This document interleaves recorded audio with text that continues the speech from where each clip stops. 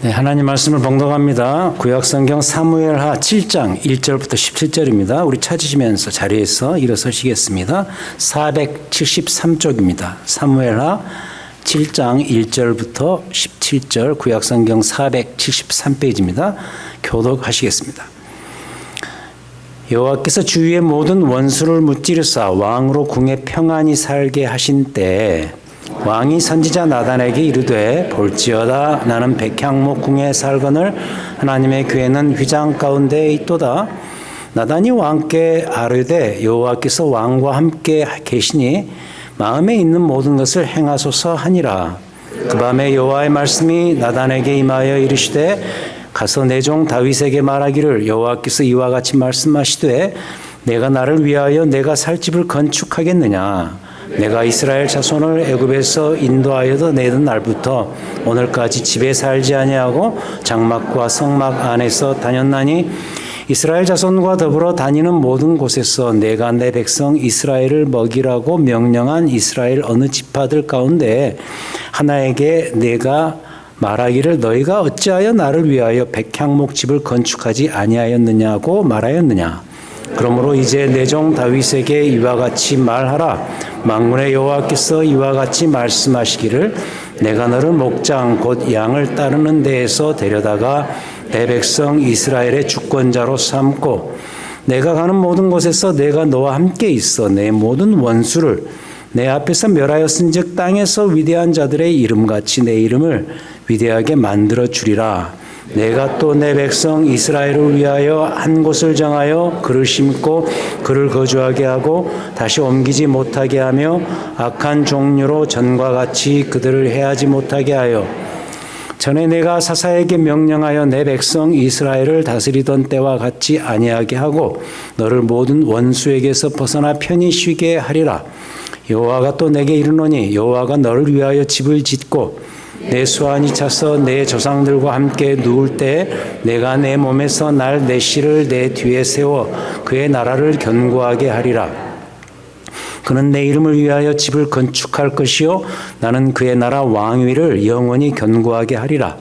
나는 그에게 아버지가 되고 그는 내게 아들이 되리니 그가 만일 죄를 범하면 내가 사람의 매와 인생의 채찍으로 징계하려니와 내가 내 앞에서 물러나게 한 사울에게서 내 은총을 빼앗은 것처럼 그에게서 빼앗지는 아니하리라. 내 집과 내 나라가 내 앞에서 영원히 보존되고 내 왕위가 영원히 견고하리라 하셨다 하라. 함께 읽죠. 나단이 이 모든 말씀들과 이 모든 계시대로 다윗에게 말하니라. 아멘. 앉으시겠습니다.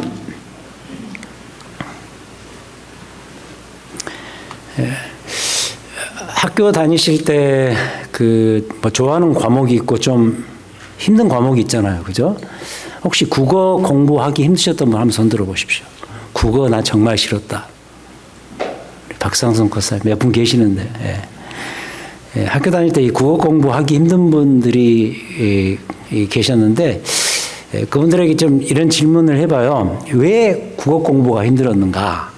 이렇게 물으면 이런 대답이 좀 일반적이더라고요. 다른 건 몰라도 국어 시험 볼 때 그 내용 가운데서 이런 질문들이 싫었다는 분들이 많았어요.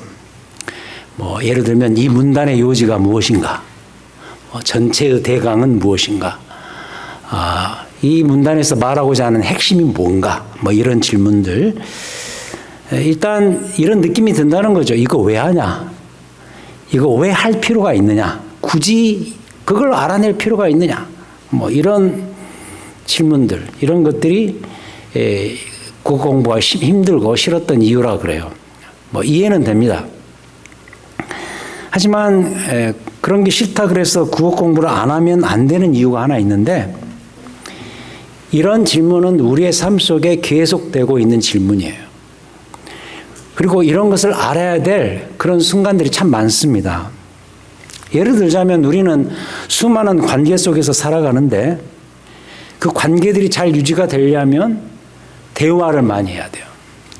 대화가 계속 이루어져야 되고 대화를 하다 보면은 내 생각을 남에게 전달해야 되고 또 남의 생각을 귀담아서 들어서 그가 말하려고 하는 요지가 무엇인가를 파악을 해야 돼요. 그래야 대화 소통이 잘 되죠. 오늘 또 우리가 예배 후에 공동의회를 합니다만 회의 아닙니까? 회의도 어떻게 보면 의사소통이죠. 이게 잘 됐을 때 관계가 개선되고 건강해지고 관계가 건강해지면 사회도 안정이 될 것이고 사회가 안정이 되면은 그 사회 속에 살아가는 나도 안정감을 갖고 살 수 있을 거란 말이죠.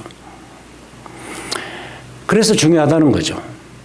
핵심이 뭐냐. 저도 우리 아이들에게 이런 지적을 받아요. 대화를 할 때. 특히 영어로 해야 되니까 얼마나 힘들어요. 뭐 이야기하다가 느닷없이 딸이 이런 지적을 합니다. 아빠, what's your point? 핵심이 뭐냐? 말하려고 하는 핵심이 뭐냐? 뭐 이런 질문 잘 하더라고요. 그럴 때 정직하게 보니까 대부분 내 말이 산으로 갔다 바다로 갔다 핵심도 없이 상대에게 이해가 잘 안 될 때 그럴 때 그런 지적을 받죠. 그래서 다시 말씀드립니다만 이 문제는 어쩔 수가 없습니다. 성경도 어쩌면 하나의 문장의 모음집이기 때문에 성경이 말하고자 하는 바가 분명히 있습니다. 어느 부분을 읽더라도 성경이 핵심적으로 강조하는 바가 있습니다. 그래서 우리가 성경 독자로서 이것을 잘 캐치할 때 우리의 신앙생활도 힘을 받습니다. 그렇다면 오늘 설교에서도 우리는 이 일을 잘 해내야 됩니다. 특히 오늘 읽은 이 본문 내용은 바로 이 점이 얼마나 중요한가를 깨닫게 해주는 아주 좋은 신뢰가 될 것 같아요. 왜냐하면 오늘 우리가 읽은 이 본문은 굉장히 중요한 본문이기 때문입니다. 사무엘 상하 전체만이 아니고 심지어 구약 성경 전체에서도 정말 중요한 장 하나를 고르라고 한다면 방금 읽었던 사무엘하 7장입니다. 예를 들어서 성경을 하나의 산맥에 비유를 하자고요. 한국에 있는 지리산이 좋을 것 같아요. 지리산 같은 경우는 저는 지리산 처음 가봤을 때 이게 정말 저는 후지산처럼 이렇게 딱 하나 있는 줄 알았어요. 그런데 그게 아니고 여러 개의 봉우리가 묶어진 하나의 산맥 같은 산이 지리산 아닙니까? 노고단, 천왕봉 이렇게 있듯이. 근데 사무엘하 7장은 산맥으로 비유하면 그 산맥을 잇는 거대한 몇 개의 봉우리에 속하는 정말 중요한 본문입니다. 그래서 오늘은 좀 정신을 바짝 차리고서 설교를 들으실 필요가 있어요. 자, 오늘 이 본문은 화면에 나오는 것처럼 나단의 신탁이라고도 불리는 그런 장입니다. The Oracle of Nathan. 이 나단의 신탁. 이 신탁이라는 이 말은 무슨 말이냐면 하나님의 위탁, 하나님의 부탁이라는 말이에요. 그러니까 하나님께서 entrust, 이 나단을 통해서 다윗에게 자신의 뜻과 계시를 알리는 중. 여러분, 나단은 다윗 곁을 잘 지켜왔던 아주 훌륭한 그런 선지자죠. 근데 그 나단의 입을 통하여서 하나님 자신의 뜻과 계시가 무엇인가를 다윗 왕에게 알리고 있는 그러한 본문의 내용. 특히 이 본문은 그 뜻과 관련해서, 즉 하나님의 다윗에게 주시고자 하는 그 뜻과 관련해서 너무너무도 중대하고 대단한 내용들로 가득 차 있습니다. 자, 오늘 이 나단의 신탁이 있게 된 계기는 어디에서 출발되냐면 약간은 좀 우리가 볼 때 약간 좀 엉뚱한 데서 비롯되는 느낌을 가져요. 1절에 보시면은 여호와께서 주위의 모든 원수를 무찌르사 왕으로 궁에 평안히 살게 하신 때에, 우리가 지난주에 다윗의 왕으로서의 등극 장면을 우리가 드디어 보았습니다.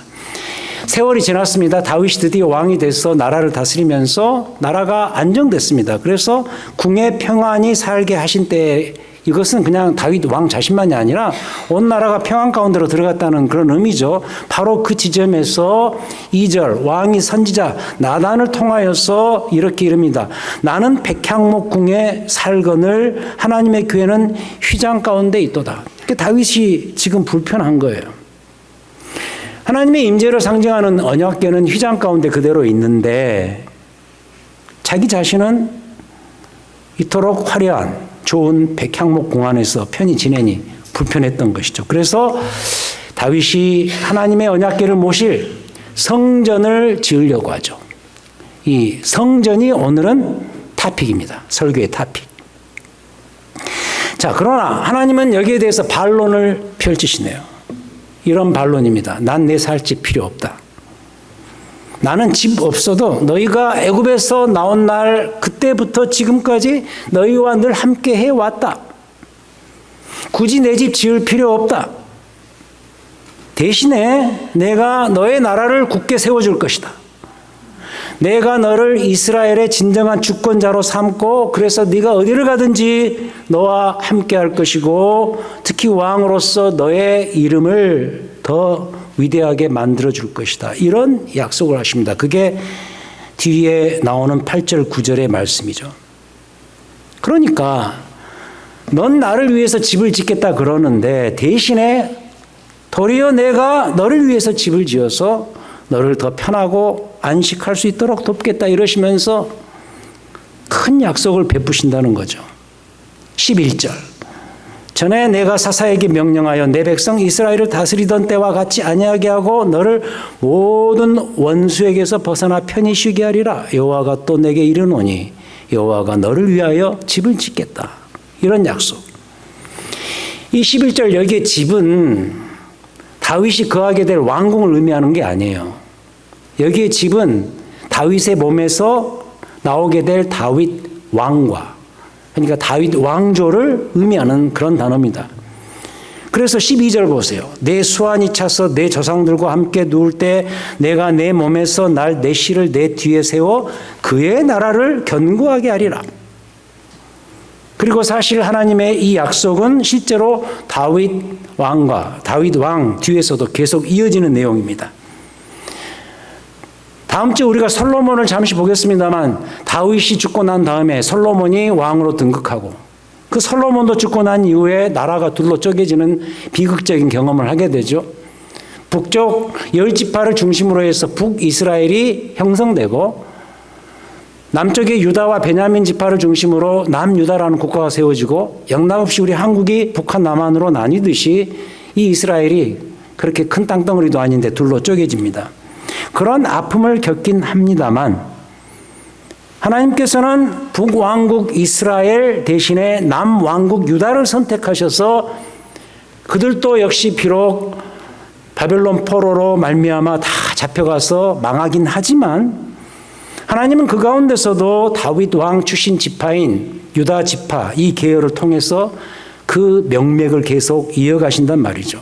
그게 바로 남유다를 중심으로 인해서 이루어진 이스라엘의 왕정시대의 이야기입니다. 그 왕정시대 이야기를 다루는 책이 열왕기상하, 역대상하입니다. 그 책들을 보면 가끔 이런 표현들이 나와요.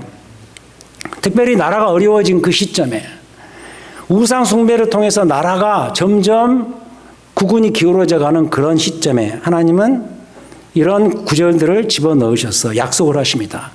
하나님께서 다윗을 위해서 등불을 켜실 것이고 그 등불을 계속 남겨주실 것이다. 이런 약속을 하세요. 자, 이러한 약속을 담고 있는 내용이 오늘 7장 전체 본문이 되겠습니다. 자, 근데 여기서 한 가지 역설이 등장합니다. 패러독스가 하나 나오는데 뭐냐면 하나님은 그를 위해서 집을 지을 필요가 없다고 하시면서도 뒤에 가서는 달리 말하시네요. 오늘 말씀 12절.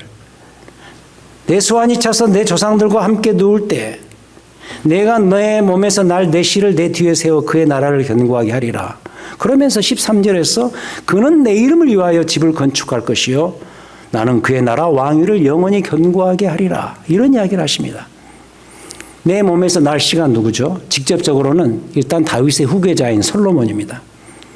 그래서 아시다시피 솔로몬은 후에 아버지 다윗이 짓지 못했던 성전을 짓습니다.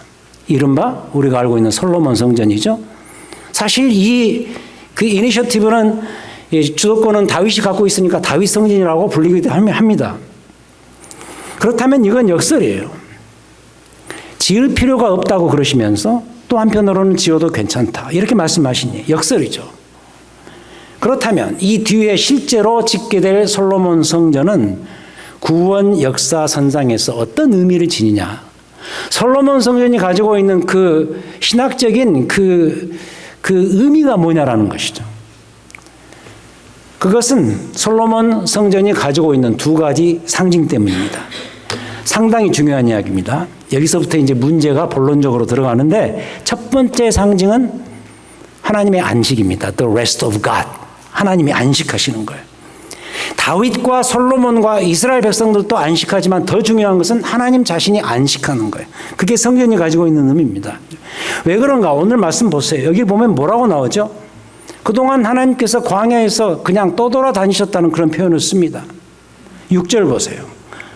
내가 이스라엘 자손을 애굽에서 인도하여 내던 날부터 오늘까지 집에 살지 아니하고 장막과 성막 안에서 다녔나니.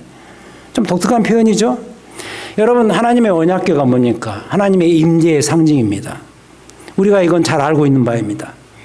그래서 임재의 상징인 그 언약궤를 잘 모시도록 이스라엘 백성들은 출애굽 이후에 성막을 만들었어요. 여러분 잘 아시죠? 성막, 텐트죠.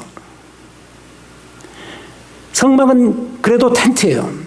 여러분, 이 텐트는 이동을 전제로 하는 건물입니다. 텐트에서 영원히 살지는 않죠. 그리고 이스라엘 백성들이 실제로 광야에서 옮겨 다니는 광야 생활을 하다 보니까 옮겨야 돼요. 그러니까 언약궤도 함께 이동을 해야 돼요. 그래서 성막이고 그래서 텐트였어요. 그런데 이제 성전을 지어요. 집을 짓게 되면 하나님의 언약궤, 하나님의 임재도 함께 안식한다는 거예요. 이동하다가 정착하니까 하나님의 안식도 계속 이동하다가 이제 정착해서 안식하는 것이죠. 우리가 내내 셋집에서 살다가 집을 사서 그 안에 안식하는 것과 같은 이치겠죠. 그래서 일단 중간 결론은 이렇습니다. 다윗 솔로몬 성전은 하나님 임재의 안식을 의미합니다. 그래서 솔로몬이 지어야 되는 성전은 이러한 하나님의 안식과도 관련이 된다. 이게 첫 번째 상징이고, 두 번째 상징은 뭐냐? 이 성전이 가지고 있는 그림자적 상징입니다. 더 발전된 의미죠. 무슨 이야기냐면 솔로몬 성전을 아무리 멋지고 견고하게 잘 지은다 할지라도, 그래서 실제 뭐 역대상하에 보면은 이 솔로몬 성전을 지을 때 굉장히 많은 분량을 할애해서 거기에 대한 설명을 합니다.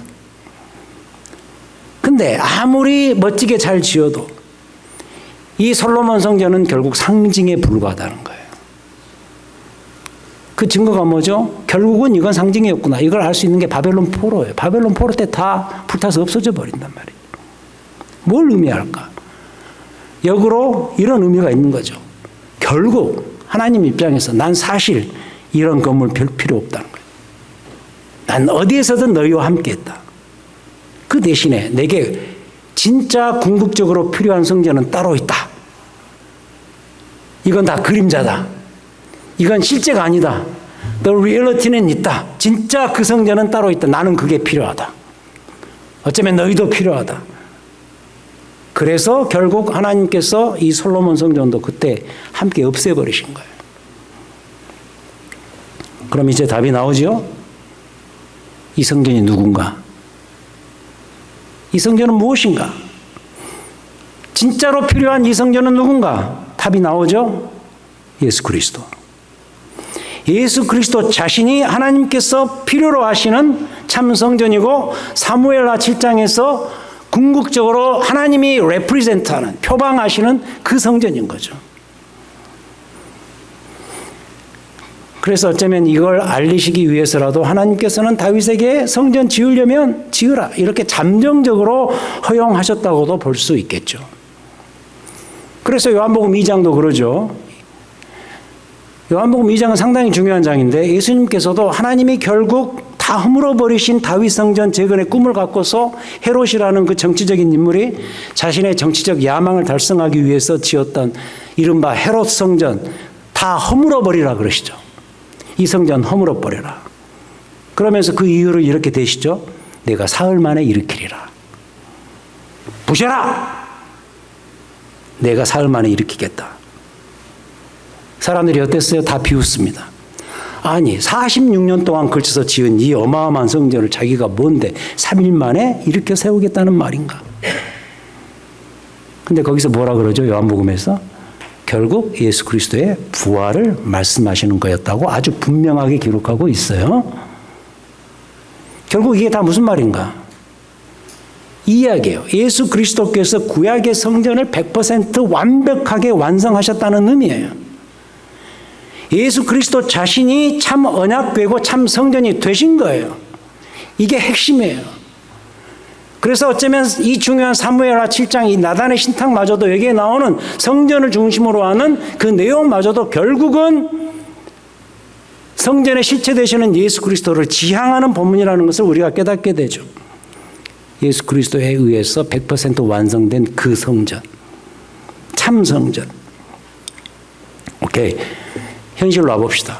그래서도 지금 우리에게도 건물로서의 성전은 더 이상 필요 없습니다.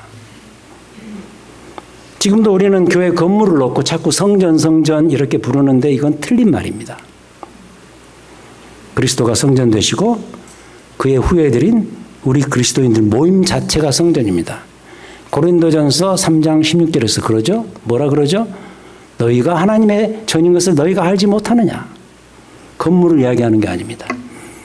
그리스도 이름으로 모인 회중을 놓고 하는 이야기입니다. 우리가 성전입니다. 건물로서의 성전 그래서 더 이상 존재하지 않습니다. 존재시키려고 해서도 안 됩니다. 만약 건물로서의 성전이 지금도 필요하다면 제 생각은 그래요. 예루살렘이 하나 있어야 돼요. 근데 예루살렘에도 지금 건물로서의 성전은 존재하지 않습니다. 다 이유가 있고 목적이 있어서 그러는데 우리 세크라멘토에다 건물로서의 성전을 존재시켜야 한다 이러면 이건 어불성설입니다. 모르고 그냥 그렇게 부르셨으면 이해합니다. 지금부터는 그러지 마십시오. 그래서 우리도 그냥 우리 교회 건물, 크로스포인트 교회 건물, 예배당 이렇게 부르시면 돼요. 우리만이 아닙니다. 이건 우리 교회만이 아니라 신약교회 모든 교회, 한국이나 미국이나 온 세계 모든 교회에게 똑같이 적용되는 이치입니다. 다시 돌아가서 오늘 이 본문에서 말하고자 하는 핵심은 뭐냐? 결국에 미래의 참 메시아, 미래에 오실 참 다윗의 그 후손, 이분에게 포커스가 있다는 거죠. 16절이 중요하죠. 결정적인 구절입니다. 내 집과 내 나라가 내 앞에서 영원히 보존되고 내 왕위가 영원히 견고하리라 하셨다. 제일 중요한 구절입니다. 결국 영원한 이 왕이 누구냐? 다윗의 진정한 그 후손은 누구냐? 참 왕이신 예수 그리스도다. 실제로 그리스도께서 유다의 지파에서 오셨죠. 바로 그분이 오셔서 세우실 그 나라. 우리가 요새 계속해서 외치는 그 하나님의 나라, 하나님이 다스리시는 그 하나님의 나라. 이 나라가 앞으로 영원토록 견고하게 세워질, 허물어지지 않을 영원한 나라다. 그래서 이 나라는 히브리서 표현처럼 히브리서 12장 28절에서 그러죠. 우리가 흔들리지 않는 나라를 받았은즉 진동하지 않을 나라. The unshaking kingdom. 그래서 예수님께서도 이 땅에서 사역을 시작하시면서 회개하라 하나님의 나라가 가까이 왔느니라 라고 외치셨던 거예요. 제가 말씀드렸죠. 온라인 수요 성경 공부 때 이런 이야기를 했습니다. 하나님의 나라가 이미 가까이 왔다. 그리스도께서 선전포고하시면서 사역을 출발하셨죠. 근데 가까이 온 게 아니라 이미 온 거예요. Already realized. 이미 그리스도로 말미암아 그 나라가 온 거예요. 흔들리지 않는 그 나라가 온 거예요.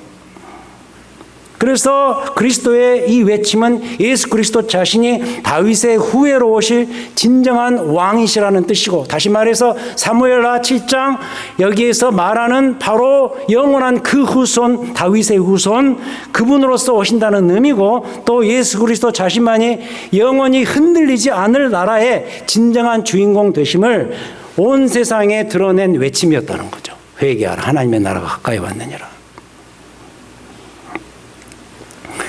여기까지 제가 주로 신학적인 이야기를 했죠. 매우 중요한 이야기를 했습니다만 이제 좀 실제적인 이야기를 하죠. 그럼 지금까지도 그 여파가 저는 남아있어요. 이번 10월 말로 해서 저희 어머님이 돌아가신 지 8년이 됐는데 벌써 저는 저희 부모님 돌아가신 후에 가장 크게 다가왔던 것이 상실감이었습니다. 상실감, 잃어버린 듯한 느낌. 어떤 상실감이었냐면, 일단 이겁니다. 부모님의 존재가 생각보다 컸었다는 사실을 뒤늦게 깨닫는 거죠. 그분들은 돌아가신 그 시점, 80대 중반에 돌아가셨는데 이미 연로하셔서 저희들에게 해줄 게 별로 없어요. 해줄 거 하나도 없습니다. 그 즈음에 부모님 뵈러 그 시애틀에 휴가 내서 항상 갈 때마다 느낀 거죠. 매년 갈 때마다 느낀 게 뭐냐면 갈수록 이분들이 달라지시는구나. 그걸 느껴서 해줄 수 있는 게 없구나 이제. 뭐 예를 들어서 이 아들이 간다 그러니까 그 제가 김치찌개 좋아하는 것은 온 세상이 다 아는 바니까 김치찌개를 일단 끓이고 그게 이제 메인 메뉴예요. 그럼 그것만 끓이면 좋겠는데 된장국도 좋아하더라. 또 된장국 끓이고 가자미 뭐 해서. 근데 매년 달라지는 게 뭐냐면 죄송합니다만 맛이 없어요. 그 맛이 아니에요. 싱거워지고. 그런 걸 보면서 제가 이분들이 우리에게 해줄 수 있는 게 이제 점점 없어져 가는구나라는 것을 느꼈어요. 그래서 뭐 한다면 그냥 뭐 아들 얼굴 쳐다보고 있고 뭐 그런 거죠. 해줄 수 있는 게 없어요. 뭐 돈도 많은 것도 아니고. 하지만 돌이켜보면 그분들이 계신다는 것 자체가 제게 큰 힘이었더라고요. 해줄 수 있는 거 하나도 없지만 그분들이 계신 것 자체가 힘이었어요. 근데 그 두 분이 다 돌아가시니까 이런 느낌이 있는 거예요. 늘 나와 함께 하시던 분이 사라져버린 느낌. 기댈 존재가 없어지고 항상 눈길이 아들에게 가 있잖아요. 아들 가족에게 다 가 있는데 그분들이 더 이상 존재하지 않는 그런 느낌, 상실감. 그거였습니다, 여러분. 그런 느낌인지 저는 신약 성경 여러 구절들 중에서도 이런 구절이 너무 좋은 거예요. 너무 좋은 거예요. 지난주 온라인 수요 성경 공부 때 복음의 위임 명령에 순종하며라는 제목을 이야기하면서 마태복음 28장 마지막 구절을 이야기했죠. 내가 너희에게 분부한 모든 것을 가르쳐 지키게 하라. 이거 중요하죠. 복음을 온 세상에 전하고 가르치는 거 정말 중요하죠. 하지만 그 뒷부분이 더 중요하다고 제가 말씀드렸죠. 내가 세상 끝날까지 너희와 항상 함께하리라. 복음을 전해야 되는 이유가 뭐냐? 세상 끝날까지 너희와 항상 함께할 것이기 때문에. 요한복음 14장 16절 그가 또 다른 보혜사를 너희에게 주사 영원토록 너희와 함께 있게 하리니 나 떠나더라도 제자들 너희와 내가 아버지께서 보낼 그 보혜사 성령이 너희와 함께 할 것이다. 요한복음 14장 18절 내가 너희를 과처럼 버려두지 아니할 것이다. 너희에게 다시 오리라. 함께 할 것이다. 이런 구절들. 정말 영원토록 세상 끝날까지 개인적으로 말하면 나 죽을 때까지 나와 우리와 함께 하시겠노라는 우리의 참 성전 되시고 우리의 참 임재가 되시고 우리의 참 성막이자 언약궤 되시는 우리 주님의 바로 이러한 약속 내가 영원토록 너희와 함께 하리라. 너무 고맙고 너무 소중한 약속이죠. 근데 이 약속이 오늘 이 본문의 나단의 선택에서 그대로 나오잖아요. 16절 내 집과 내 나라가 내 앞에서 영원히 보존되고 내 왕위가 영원히 견고하리라.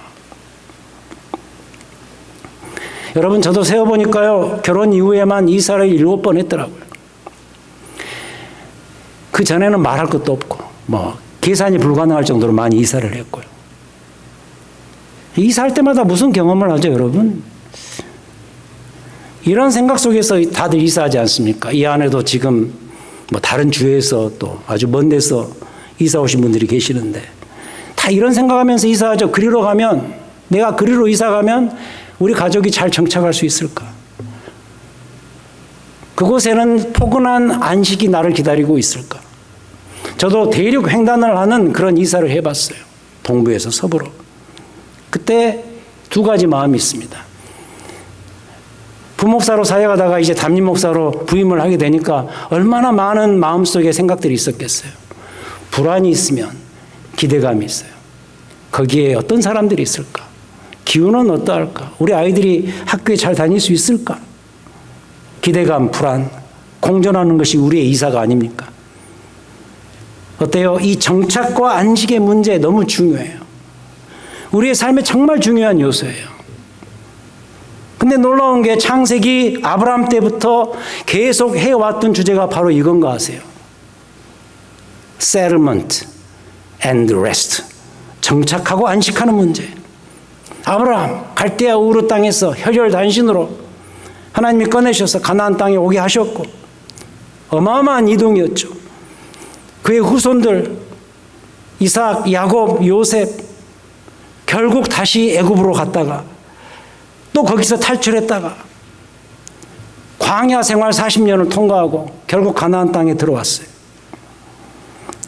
그래서 거기서 잘 정착을 해야 되는데 우리가 배웠죠. 그들의 범죄로 인해서 400년 동안 그냥 그 땅 안에서 헤매기만 하다가 이제야 다윗이 왕이 되면서 겨우 정착을 하게 됐어요. 얼마나 많은 세월이 흘렀어요. 겨우 정착했어요. 그럼 이 안식과 정착이 어떻게 가능하게 되었는가? 이걸 말해주는 본문이 오늘 본문이에요. 하나님께서 그에게 성전을 짓게 하셔서 그 안에서 임하시자, 임재하시자 이 일이 가능하게 된 거예요. 무슨 메시지죠? 하나님의 임재가 있어야 진정한 안식이 온다는 거예요. 속지 마세요, 여러분. 그 어떤 것이 여러분들에게 안식을 주지 않습니다. 좋은 학군, 좋은 집, 좋은 가구, 좋은 분위기, 좋은 이웃, 물론 다 필요하겠죠. 그게 여러분들에게 그 새로운 현장에 찾아가서 갖게 될 진정한 안식의 조건이냐? 속지 마세요. 아닙니다. 그건 아닙니다. 하나님의 임재가 있어야만 우리 안에 온전한 정착과 안식이 가능한 거예요. 주와 더불어 살아가세요.